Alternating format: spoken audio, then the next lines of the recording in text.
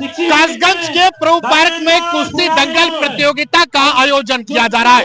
इस प्रतियोगिता का आयोजन स्वर्गीय बाबू लाल पहलवान की स्मृति में किया जा रहा है। आप मेरे पीछे इधर देख सकते हैं, मंच सजकर तैयार है और इस मंच पर मुख्य अतिथि के तौर पर एडीएम दिग्विजय प्रताप सिंह सहित अन्य अतिथि यहाँ पर पहुंचे हुए हैं। और दूसरी तरफ आप अगर देखेंगे तो यहाँ दूसरी तरफ आप देख सकते हैं कि बाल केसरी की जो कुश्ती है वो यहाँ पर चल रही है।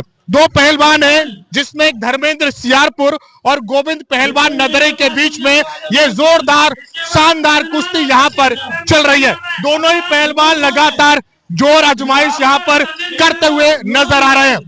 दोनों ही पहलवान एक दूसरे पर लगातार भारी पड़ते हुए नजर आ रहे हैं।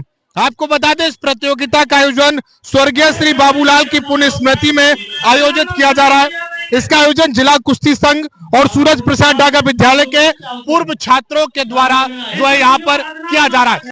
ये दो पहलवान है, एक पहलवान सियारपुर धर्मेंद्र जो आपको नजर आ रहा होगा, वही दूसरा पहलवान गोविंद है जो कि नदरई से आया है। दोनों ही पहलवान एक दूसरे पर भारी पड़ते हुए नजर आ रहे हैं। 6 मिनट की ये कुश्ती है और देख सकते हैं यहाँ पर दोनों ही पहलवान एक दूसरों पर भारी पड़ते हुए एक दूसरे के दाव को काटने की कोशिश कहीं ना कहीं यहाँ पर जो है वो लगातार जारी है। देखते हैं कि इस जो कुश्ती है इसमें जो है कौन विजयी पहलवान होगा। वही इन दोनों पहलवानों की कुश्ती देखने के लिए यहाँ पर तमाम लोग यहाँ पर पहुंचे हुए हैं। तस्वीरों में देख सकते हैं कासगंज के प्रभु पार्क में इस कुश्ती दंगल प्रतियोगिता का आयोजन किया जा रहा है। और इधर तस्वीरें लगातार मैं आपको दिखा रहा हूँ, यहाँ पर दोनों ही पहलवान एक दूसरे को जो है चित करने की कोशिश यहाँ पर लगातार कर रहे हैं। 6 मिनट तक ये राउंड लगातार चलता रहेगा। 6 मिनट के राउंड में देखना होगा कि यहाँ पर कौन पहलवान जो है वो जीतेगा। रेफरी लगातार जो है वो इशारा यहाँ पर पहलवानों को कर रहे हैं कि नियमों का उल्लंघन जो है ना करे, जो नियम है उसी के तहत जो है कुश्ती लड़ी जाए।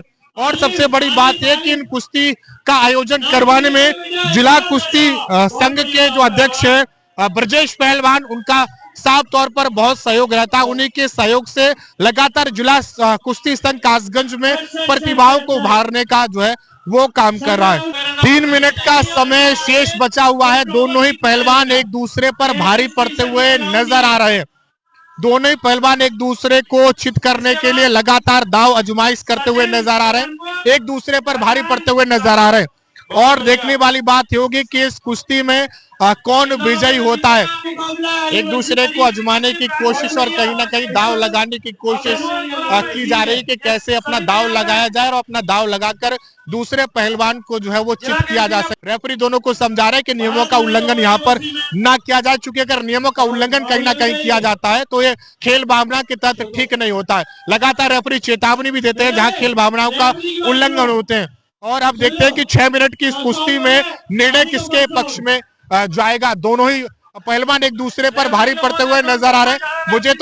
मुझे तो ये लगता है कि जो कुश्ती है वो कहीं ना कहीं बराबरी पर छूटेगी और उसके बाद पॉइंट के जरिए इसका निर्णय जो है वो किया जाएगा। सिर्फ 20 सेकंड इस मुकाबले को जो है वो बची हुई है। अब देखते हैं कि 20 सेकंड के अंदर क्या ये पहलवान एक दूसरे को चित कर पाते हैं या फिर पॉइंट के जरिए इस कुश्ती का जो है वो निर्णय होगा। 6 मिनट के इस खेल में कुश्ती बराबरी पर छूटी और इसके बाद में अब पॉइंट के जरिए इस कुश्ती का निर्णय किया जाएगा। पीछे देख सकते हैं यहाँ पर रेफरी एक दूसरे दोनों पहलवानों को समझा रहा है। ये पॉइंट राउंड होता है। 6 मिनट की कुश्ती में जब कोई नतीजा नहीं निकलता है तो उसके बाद में यहाँ पर पॉइंट राउंड किया जाता है और पॉइंट राउंड में जो पहलवान अपने विपक्षी पहलवान को यहाँ से बाहर निकाल देगा, बाहर पुटकी मार देगा, वो विजयी घोषित कर दिया जाएगा।